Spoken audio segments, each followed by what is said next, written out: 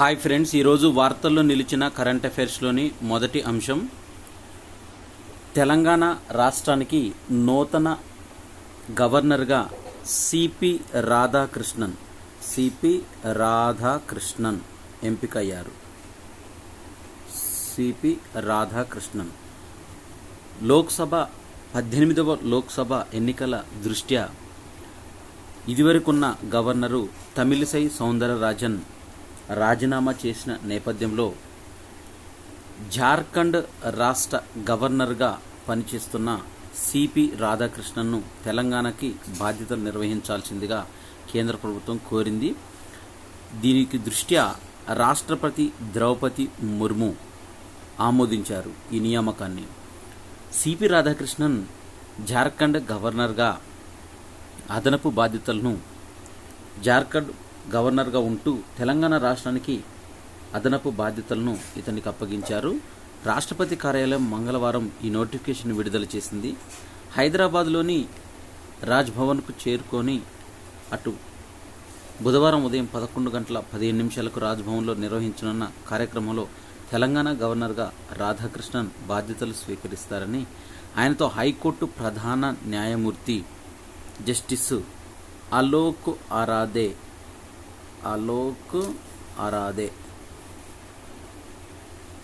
CP రాధాకృష్ణన్తోని ప్రమాణ స్వీకారం చేయిస్తారు.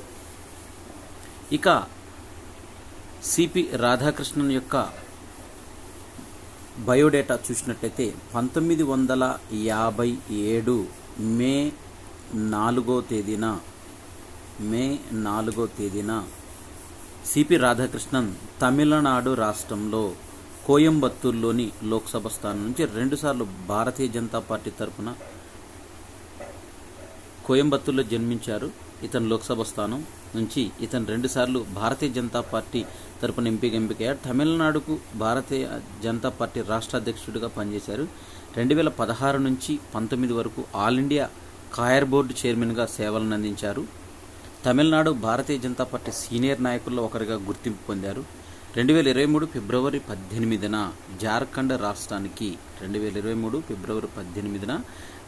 రాష్ట్రానికి గవర్నర్గా బాధ్యతలు నిర్వహిస్తున్నారు. తనకు Telangana governor, Puducherry incharge lieutenant గవర్నర్గా బాధ్యతలను అప్పగించినందుకు సిపి రాధాకృష్ణన్ సంతోషాన్ని వ్యక్తం చేశారు. తెలంగాణ రాష్ట్రంతో పాటు పుదుచ్చేరికి సంబంధించి కూడా ఈ 2 రాష్ట్రాలకు గవర్నర్గా అదనపు బాధ్యతలను అప్పగించారు. సంతాన సాఫల్య కేంద్రంలో ఇష్టారాజ్యంగా నిబంధనలను బేఖతారు చేస్తూ అడ్డగోలుగా చికిత్స చేస్తున్నారు. కఠిన చర్యల దిశగా వైద్య ఆరోగ్య శాఖ నియామకాలు చేపడుతుంది. 265 సంతాన సాఫల్య కేంద్రాలను అత్యధికంగా 123 హైదరాబాద్లో ఉండగా, రంగారెడ్డి జిల్లాలో 40, మేడ్చల్ జిల్లాలో 35, వరంగల్ జిల్లా కేంద్రంలో 27 ఉన్నాయి. దీనికి సంబంధించిన నిబంధనలను ఉల్లంఘిస్తూ అనుమతి ఏర్పాటు చేసుకున్న కొన్ని వైద్య ఆరోగ్య శాఖలు తనిఖీలో కృత్రిమ గర్భధారణకు సంబంధించి ఎలాంటి వసతులు, నైపుణ్యాలు, వైద్యులు లేకున్న పలుచోట్ల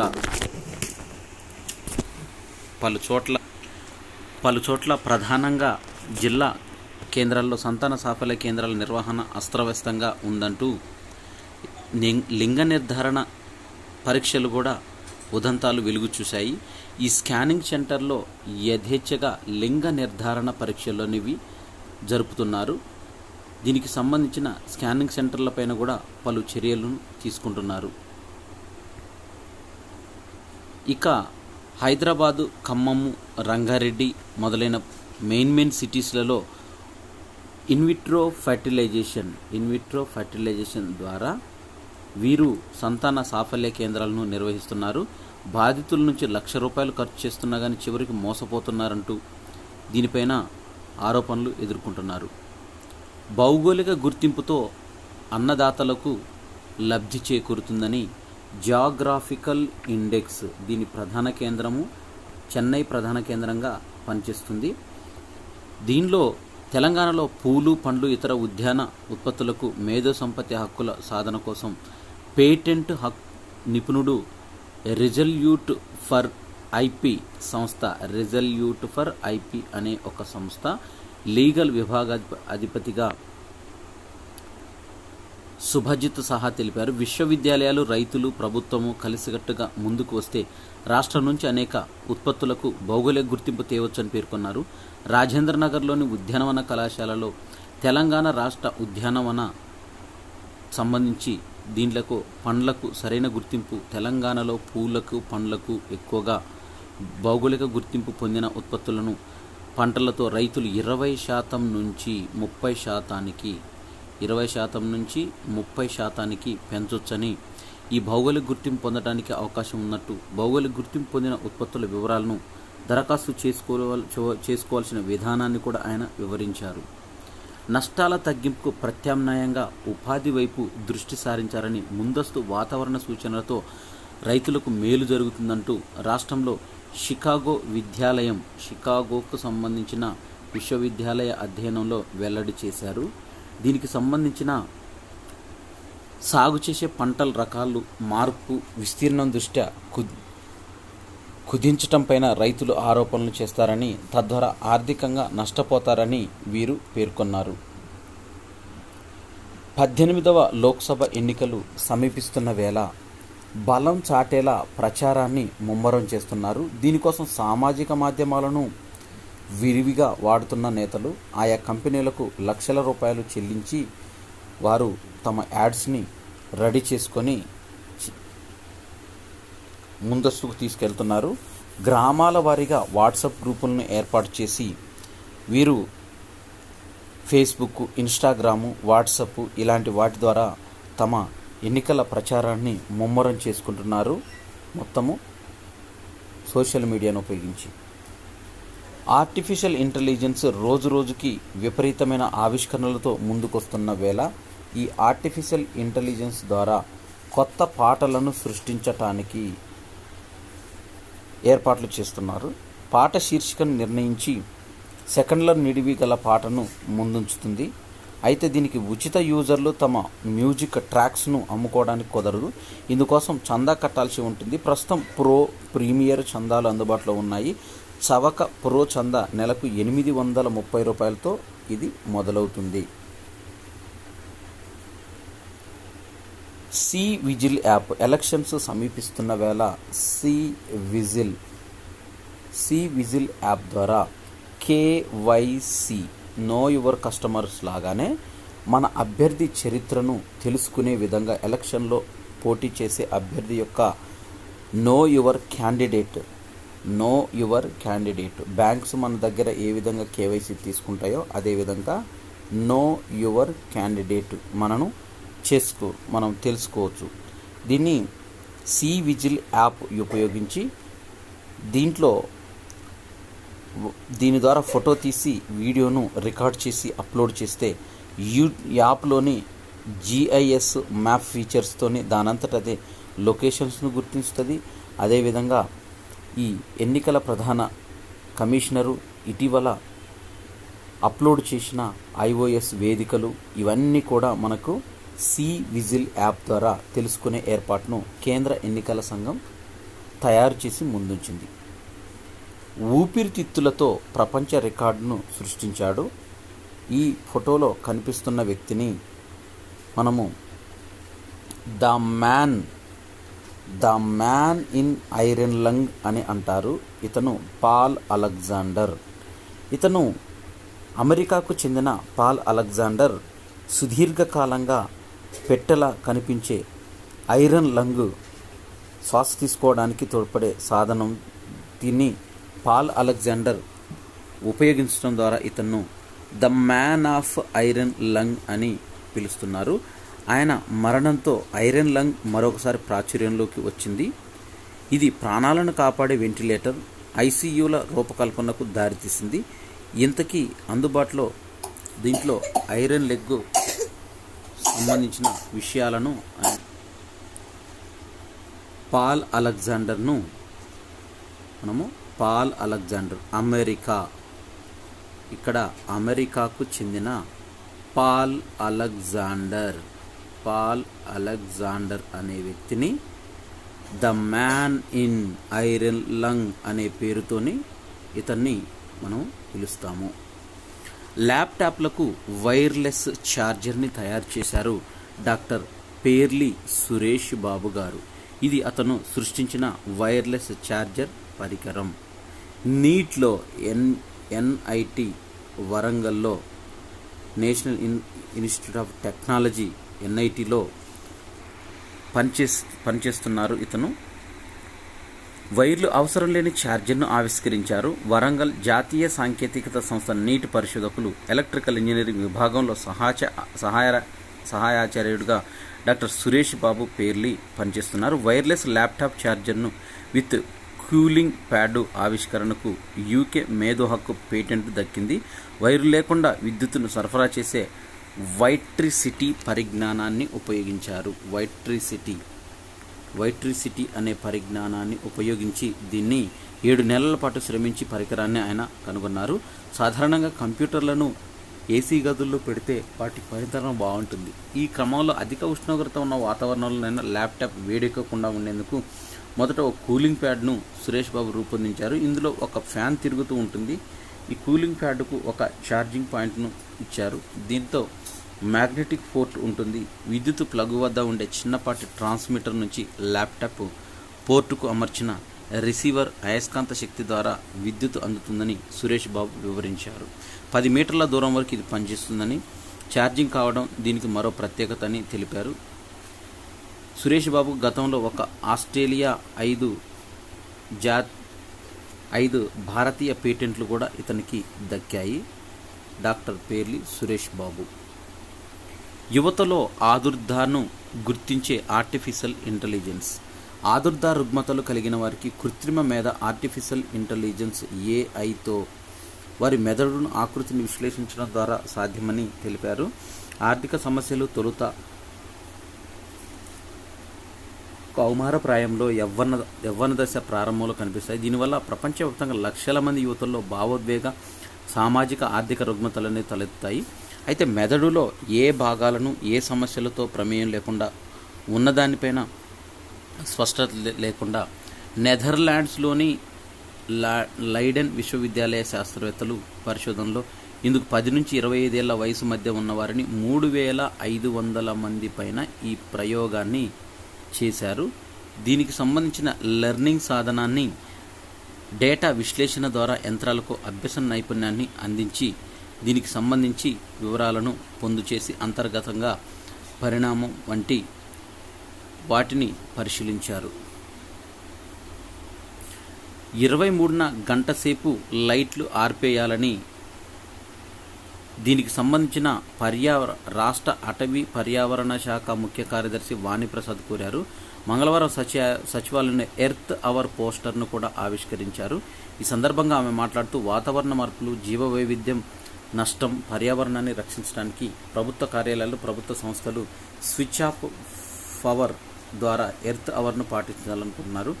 మార్చి 23న రాత్రి 8:30 గంటల నుంచి మార్చి 23 రాత్రి 8:30 గంటల నుంచి 9:30 గంటల సమయంలో సచివాలయం, దుర్గంచెరు, బిఆర్ అంబేద్కర్ విగ్రహం, బుద్ధ విగ్రహం, గోల్కొండ కోట, చార్మినార్, స్టేట్ లైబ్రరీ, రాష్ట్రంలో ఇతర స్మారక చిహ్నాలన్నింటిలో లైట్లు ఆర్పాలని ఆమె కోరారు. డిపాజిట్ గల్లంతైన పోటీకి సై అంటూ లోక్సభ ఎన్నికల్లో ఇప్పటిదాకా 71,246 మంది దక్కని ధరావతు 2019లో 86% మందికి నిరాశ అయిందంటూ తొలి ఎన్నికలు జరిగిన 1951 నుంచి ఇప్పటి వరకు ఎన్నికల్లో పోటీ చేసిన 71,246 మంది డిపాజిట్లు దక్కించుకోలేకపోయారు. అంటే పోటీ చేసిన నియోజకవర్గంలో మొత్తం పోలైన చెల్లైన ఓట్లలో 6 వంతు 6% వంతు వస్తేనే డిపాజిట్ దక్కుతుంది. 2019లో 86% అభ్యర్థులకు డిపాజిట్ దక్కలేదు. అభ్యర్థులు అనుచిత పోటీ చేసినా కానీ నివారించేందుకు సెక్యూరిటీ డిపాజిట్ సొమ్ముపైన పెంచినా ఎవరు వెనక్కి తగ్గడం లేదు. దీంట్లో జాతీయ పార్టీలు 1951 నుంచి ఇప్పటి వరకు మనం చూసినట్టయితే 91,160 మంది అభ్యర్థులు లోక్సభ ఎన్నికలు పోటీ చేశారు. 71,246 మంది డిపాజిట్ గల్లంతు 78%తో సమానం. 2019లో బీఎస్పీ 383 సీట్లలో పోటీ చేసింది. అందులో 345 చోట్ల డిపాజిట్ కోల్పోయింది. 1951-52లో మొత్తం 18,174 మంది అభ్యర్థులు పోటీలో ఉండగా వీరు తర్వాత కాలంలో వీరి సంఖ్య విపరీతంగా పెరిగింది. దీంతో గత ఎన్నికల్లో కాంగ్రెస్ 421 చోట్ల పోటీ చేయగా 148 చోట్ల ఓడిపోయింది. ఇక 96లో జరిగిన 11వ లోక్సభ ఎన్నికల్లో 13,952 మంది పోటీ చేయగా 12,688 మంది 91% డిపాజిట్లు కోల్పోయారు. ఇక 2014లో 8,251 మంది పోటీ చేయగా 7,000 మంది 84% డిపాజిట్లు దక్కించుకోలేకపోయారు. ఇక మొదట్లో అభ్యర్థుల సెక్యూరిటీ డిపాజిట్ జనరల్ కేటగిరీకి 500, ఎస్సీ కేటగిరీకి 250గా ఉండేది. ఎవరు పడితే వారు నామినేషన్ వేశారు. దీన్ని అడ్డుకోవడానికి డిపాజిట్ని పెంచి జనరల్ కేటగిరీకి 25,000, ఎస్సీ ఎస్టీలకు 12,500 చేసింది. 2019లో 49 స్థానాల్లో పోటీ చేసిన సిపిఐ 41 చోట డిపాజిట్ కోల్పోయింది. 1991-92లో 8,749 మంది అభ్యర్థులు పోటీ చేయగా 7,539 మంది అంటే సుమారు 86% మంది డిపాజిట్లు కోల్పోయారు. 2009లో 8,070 మంది పోటీ చేయగా 6,829 మంది అంటే 85% డిపాజిట్ కోల్పోయారు. ఇక జాతీయ పార్టీల నుంచి పోటీ చేసిన వారిలో ఎక్కువ మంది డిపాజిట్ దక్కించుకుంటున్నారు. 1951-52లో జాతీయ పార్టీల నుంచి 1,217 మంది పోటీ చేస్తే అందులో కేవలం 344 మందే 28% డిపాజిట్ కోల్పోయారు. 1957లో 919 మంది అభ్యర్థులు జాతీయ పార్టీ నుంచి పోటీ చేస్తే 130 మందికే 14% డిపాజిట్లు దక్కాయి. 1977లో జరిగిన ఎన్నికల్లో జాతీయ పార్టీలు అత్యుత్తమంగా నిలిచాయి. ఈ ఎన్నికల్లో 1,060 మంది పోటీ చేయగా 100 మంది 9% డిపాజిట్లు దక్కాయి. 2009 సంవత్సరంలో జాతీయ పార్టీల తరపున అత్యంత చెత్త రికార్డు నమోదైంది.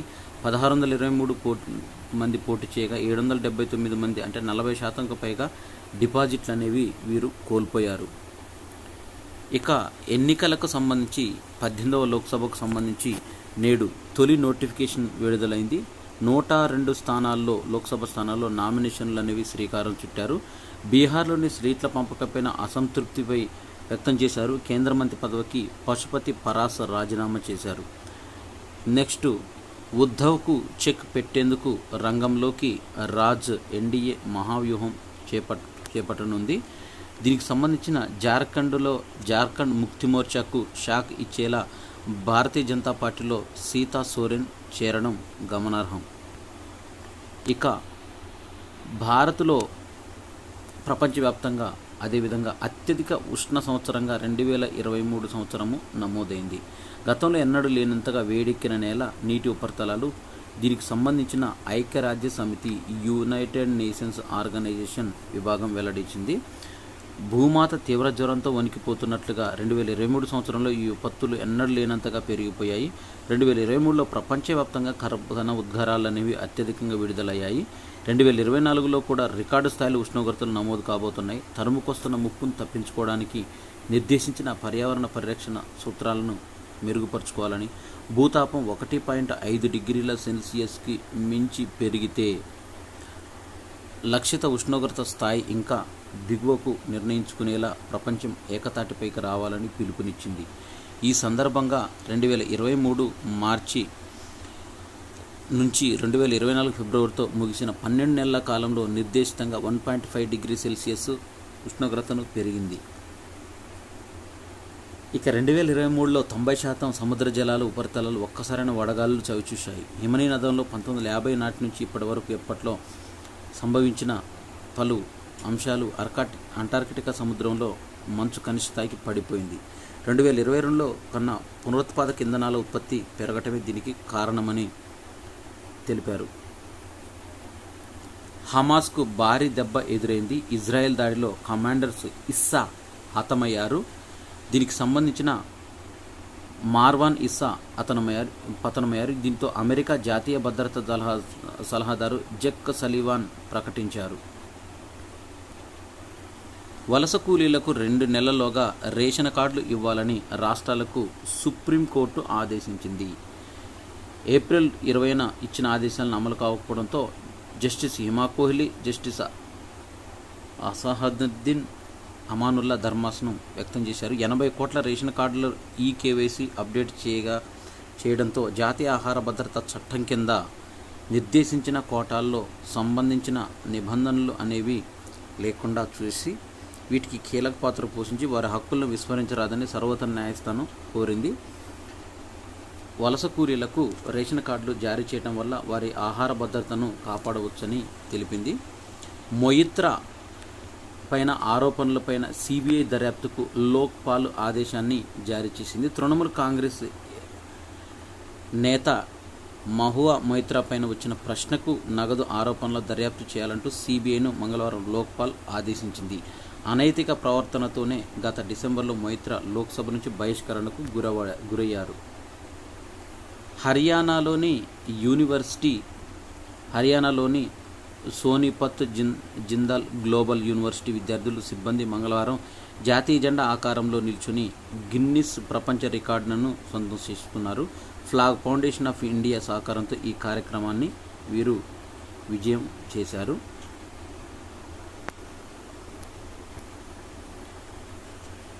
దేశంలో 18వ లోక్సభ ఎన్నికల సందర్భంగా సివిల్ సర్వీస్ పరీక్షను యూపీఎస్సీ జూన్ 16న వాయిదా వేసి మే 26న జరగాల్సిన ఈ పరీక్షను జూన్ 16న నిర్వహించాలని నిర్ణయించింది.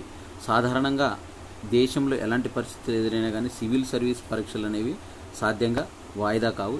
ఎన్నికల వేడి వలన వీటిని వాయిదా వేశారు. మే 26 నుంచి జూన్ 16కు డేట్ని పొడిగించారు. గుండె వైఫల్యం ముప్పును పసిగట్టే రక్త పరీక్ష, దీన్ని బ్రిటన్ శాస్త్రవేత్తలు అభివృద్ధి చేశారు. ఆక్స్ఫర్డ్ విశ్వవిద్యాలయం ఆధ్వర్యంలో ఈ పరిశోధనను భారత మూలాలున్న professor Pradeep Kumar Jhand, Indian origin వీరు ఈ పరికరాన్ని కనిపెట్టారు. విశ్వంలో క్రియాశీలకంగా ఉన్న 13 లక్షల భారీ కృష్ణబిలాలు శాస్త్రవేత్తలను 3Dలో మ్యాప్ చేశారు. ఇది పెద్ద ద్రవ్యరాశికి ప్రతిబింబించేలా చిత్రం. దీన్ని గెలాక్సీలో మధ్యలో భారీ కృష్ణబిలాలు ఉంటాయని, ఇవి సమీపంలో వాయువులను మింగేస్తున్నాయంటూ దీనికి సంబంధించి ఐరోపా అంతరిక్ష సంస్థకు చెందిన గయా అంతరిక్ష టెలిస్కోప్ అందించిన డేటా సహాయంతో అమెరికాలోని న్యూయార్క్ విశ్వవిద్యాలయ శాస్త్రవేత్తలు ఈ తాజా మ్యాప్ను గుర్తించారు.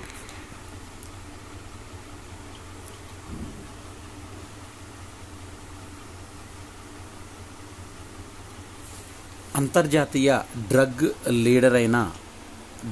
లీడర్ ఓక్రా ఇతన్ని అరెస్ట్ చేశారు. గోవా జైలు నుంచి పీటీ వారెంట్ పైన నగరానికి తరలించారు. దీంతో న్యాయస్థానం 14 రోజుల రిమాండ్ విధించింది. ఇతను నైజీరియాకు చెందిన ఆంటోనియో ఒరింటా.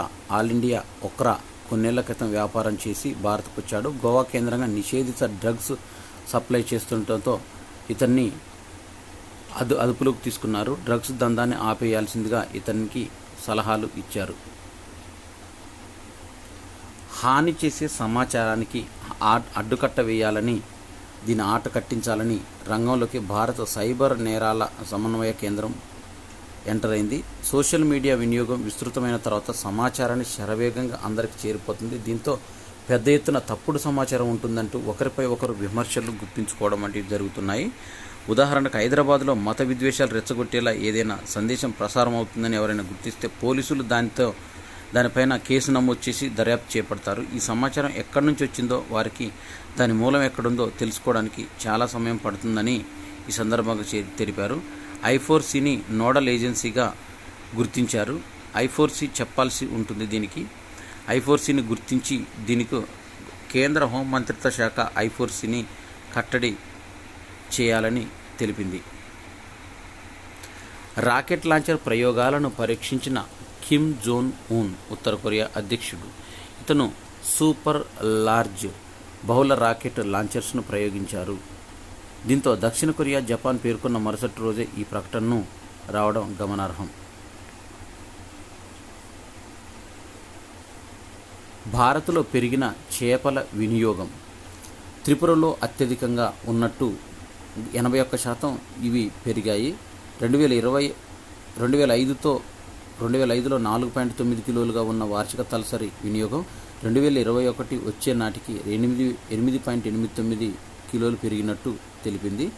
దీనికి సంబంధించిన భారత వ్యవసాయ పరిశోధన సంస్థ, Indian council of agriculture research వంటి ప్రభుత్వ విభాగాల్లో కలిసి world ship, the international food policy research institute ఈ అధ్యయనం చేశారు. 2005-6 నుంచి 2019-21 మధ్య జరిగిన ఈ అధ్యయనంలో దేశంలో చేపల ఉత్పత్తి కూడా రెట్టింపైంది. 14.164 మిలియన్ టన్నులకు చేరింది. ఇందులో దేశీయ వినియోగం 2005-6 మధ్య 82.36 ఉండగా 2019-20 మధ్య 83.65% చేరింది. ఉత్తరాదిలో తక్కువగా చేపలను వినియోగిస్తున్నారు. రష్యాలో కుప్పగూలిన బంగారపు గని, లోపల 13 మంది కార్మికులు ఉన్నారు. రష్యాలోని అమూర్ ప్రాంతంలో ఈ కుప్పగూలిన తర్వాత ఈ సమయంలో 13 మందికి పైగా కార్మికులు లోపల చిక్కుకుపోయారు. దాదాపు 410 అడుగుల లోతున చిక్కుకుపోయిన వీరిని రక్షించేందుకు సహాయక బలగాలు రంగంలోకి దిగాయి. ప్రమాదానికి కారణాలు ఏంటనేవి ఇంకా తెలిసి ఉండాల్సింది. రాజ్యసభ సభ్యుడిగా సంజయ్ సింగ్ ప్రమాణ స్వీకారం చేశారు. అనంతరం తిరిగి జైలుకు చేర్చిన పోలీసు అధికారులు. రాజ్యసభ డిప్యూటీ చైర్మన్ హరివంశ్, ప్రధాన కార్యదర్శి సిపి మోదీ, ఆప్ ఎంపీ సంజీవ్ అరోడా మొదలైన వారు దీనికి సంబంధించిన వివరాలు. దీనిలో జైలు నుంచి తీసుకెళ్లిన సభ్యుడిగా ప్రమాణ స్వీకారం చేయించాలని సుప్రీంకోర్టు ఆదేశించడంతోనే పోలీసు అధికారులు పటిష్టమైన భద్రతతో ఆయన పార్లమెంటుకు తీసుకొచ్చి ప్రమాణ స్వీకారం చేయించారు. పైరసీ వెబ్సైట్లతో పెనుముప్పు ఏర్పడుతున్నట్టు ISB, Indian school of business ఒక నివేదిక రూపంలో వెలువడించింది. అపోలో హాస్పిటల్ సీఈఓగా మధు శశిధర్ ఎంపికయ్యారు. సెయింట్ లుక్స్ రూజ్వెల్ట్ హాస్పిటల్లో ఉన్న మెటర్నల్ మెడిసిన్ ఉన్నత విద్యను అభ్యసించారు. ఇతను యుఎస్లోని యేల్ యూనివర్సిటీ నుంచి పల్మనరీ అండ్ క్రిటికల్ కేర్ మెడిసిన్లో ఫెలోషిప్ను కూడా ఇతను పొందాడు. 17 ఏళ్ల తర్వాత వడ్డీ రేట్లను పెంచిన జపాన్ ప్రభుత్వం.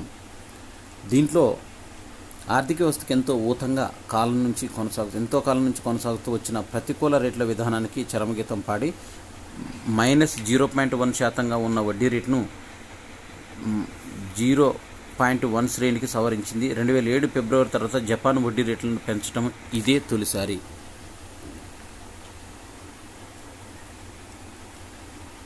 ద్రవ్యోల్బణంపైన ఆహార ధరలపై ఒత్తిళ్లు అంటూ ఆర్బీఐ ఒక బులెటిన్ను విడుదల చేసింది.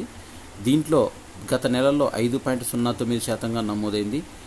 రిటైల్ ద్రవ్యోల్బణం 4%. అదేవిధంగా 2023-24 ఆర్థిక సంవత్సరంలో జీడిపి వృద్ధి రేటు 6%గా ఆర్బీఐ సూచించింది.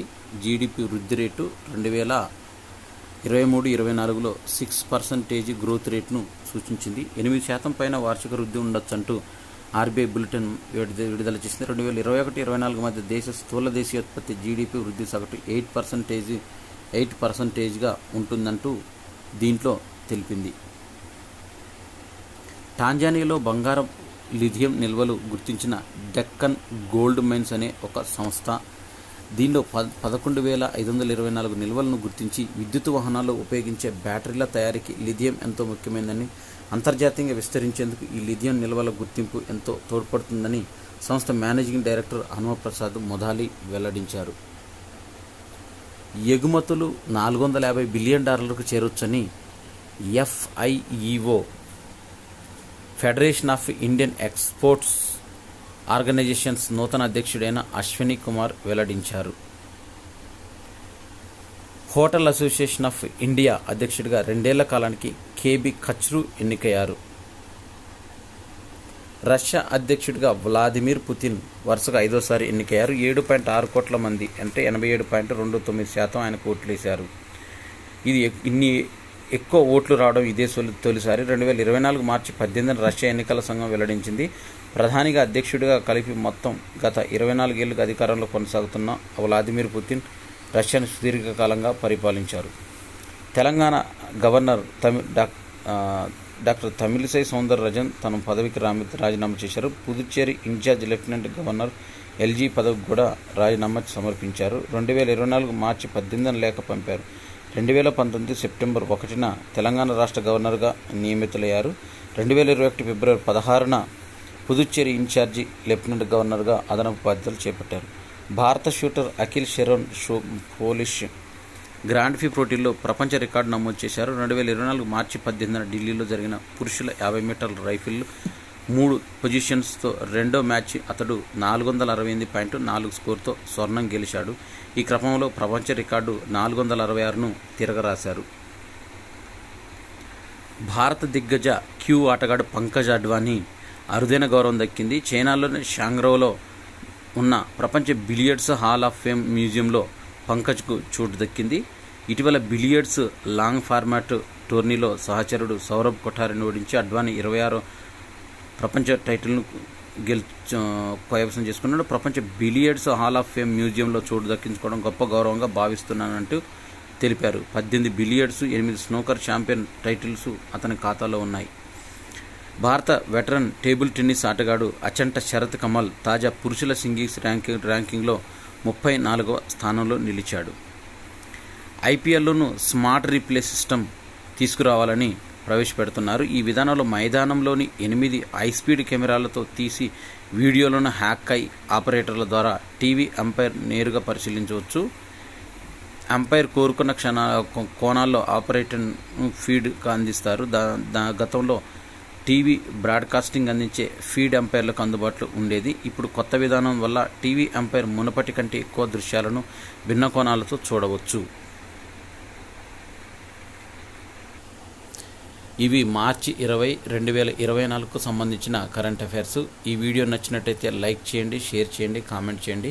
నా ఛానల్ సబ్స్క్రైబ్ చేసుకోవడం ద్వారా నేను చేసే వీడియోస్ అన్నీ మీకు నోటిఫికేషన్ రూపంలో వెలువడతాయి. Thanks for watching.